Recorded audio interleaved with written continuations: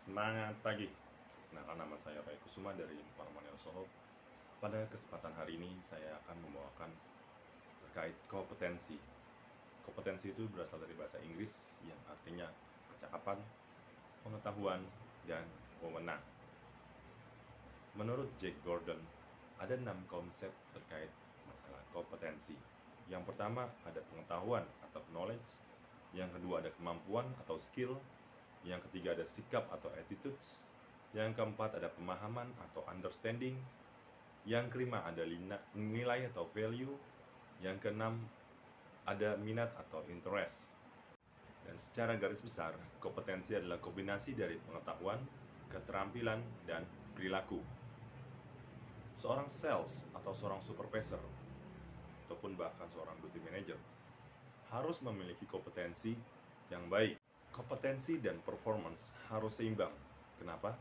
Karena dengan kompetensi dan performance, seorang sales atau seorang supervisor, bahkan seorang duty manager, pantas untuk dipromosikan.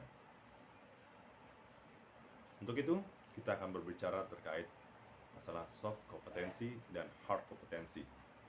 Sebelum kita membahas tentang masalah soft dan hard kompetensi, kompetensi terdiri dari atas 3 bagian: core kompetensi, managerial kompetensi, dan functional kompetensi. Proficiency level di kawan nama grup terdiri dari level 0 sampai dengan level 5. Level 0 atau not acceptable, di mana seorang karyawan tidak melakukan tugas dan tanggung jawabnya. Level 1 atau limited, seorang karyawan mampu mengidentifikasi tugas dan tanggung jawabnya. Level 2 atau basic, seorang karyawan mampu melakukan tugas tanpa menunggu perintah atau arahan dari seorang atasan untuk melaksanakan tugas dan tanggung jawabnya. Di level 3 ada proficient, seorang karyawan mampu melakukan tugas melebihi standar kerja. Di level 4 ada advance, melakukan tindakan untuk meningkatkan hasil kerja antar unit kerja. Dan yang terakhir ada master, artinya menciptakan kondisi lingkungan yang mendukung munculnya tindakan inisiatif. Sekarang mari kita bahas beberapa kompetensi yang ada di kawan lama grup. Yang pertama, inisiatif. Inisiatif adalah kemampuan untuk mengidentifikasi dan melakukan tindakan untuk peningkatan hasil kerja tanpa menunggu perintah dari atasan, di mana supervisor, duty manager, dan SM berada di level yang sama, level nomor 3. Melaksanakan tugas yang melebihi standar kerja. Yang kedua, ada assertiveness, artinya mengekspresikan pendapat dengan tepat, di mana supervisor berada di level 2, duty manager dan store manager berada di level 3. Caranya menyampaikan pendapat tanpa diminta untuk perbaikan dengan cara yang sistematis dan tepat. Yang ketiga, ada accountability, yang artinya memiliki tanggung jawab terhadap tindakan, keputusan, dan pekerjaan yang menjadi bagiannya, di mana supervisor berada di level 2, duty manager berada di level 3, dan store manager berada di level 4, yang memiliki tanggung jawab untuk menyelesaikan tugas dan tanggung jawab serta memastikan kualitas dari pekerjaan tersebut. Yang keempat, ada organizational commitment, yaitu melakukan tindakan sesuai dengan tujuan, nilai-nilai, dan kebijakan organisasi, di mana supervisor dan duty manager berada di level 2, dan store manager berada di level 3, yaitu menjalankan atau meyakinkan orang lain atau tim Anda sesuai dengan SOP yang berlaku. Yang kelima, teamwork, membangun, mempertahankan, dan memperluas kerjasama yang dapat mendukung tujuan perusahaan, di mana supervisor, duty manager, dan store manager berada di level sama, yaitu level 3. Bekerja sama dengan unit kerja lain untuk mencapai tujuan bersama.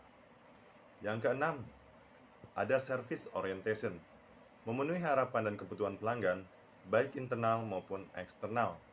Supervisor berada di level 2, duty manager dan store manager berada di level 3, yaitu memenuhi kebutuhan pelanggan sesuai dengan SOP, memberikan pelayanan sesuai dengan kebutuhan pelanggan, dan menganalisa kebutuhan pelanggan. Yang ketujuh, ada continuous improvement, melakukan tindakan perbaikan dan pencegahan atau antisipasi secara berkesinambungan terhadap proses dan kondisi yang sedang berlangsung dengan menggunakan metode yang efektif. Supervisor berada di level 2, DSM dan SM berada di level 3, yaitu melakukan perbaikan pada saat ada masalah dan melakukan tindakan antisipasi ke depannya. Yang kedelapan, ada problem solving, mampu menganalisis akar permasalahan secara logis dan sistematis untuk memberikan rekomendasi solusi, di mana DSM berada di Store Manager berada di level 3, yaitu memberikan alternatif rekomendasi perbaikan di lingkungan pekerjaan. Yang kesembilan ada di mana artinya mengimplementasikan rencana kerja untuk mencapai tujuan yang telah ditetapkan. DSM dan Store Manager berada di level yang sama, yaitu level 3, mencapai perencanaan kerja telah direncanakan sebelumnya. Dan yang terakhir ada Developing Others, yaitu mampu mendorong pengembangan tim kerja. Berada di level 2 dan SM berada di level 3. Merekomendasikan bentuk pengembangan sesuai dengan tim kerja Anda dengan mengenali kelebihan dan kelemahan tim kerja Anda. Dan untuk menjalankan 10 kompetensi yang tadi kita bahas, yang pertama kita wajib kenali dulu kompetensi yang menjadi tujuan dari jabatan atau pekerjaan Anda.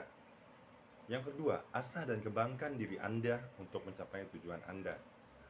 Dan yang ketiga, menggali di masing-masing kompetensi yang telah ditetapkan.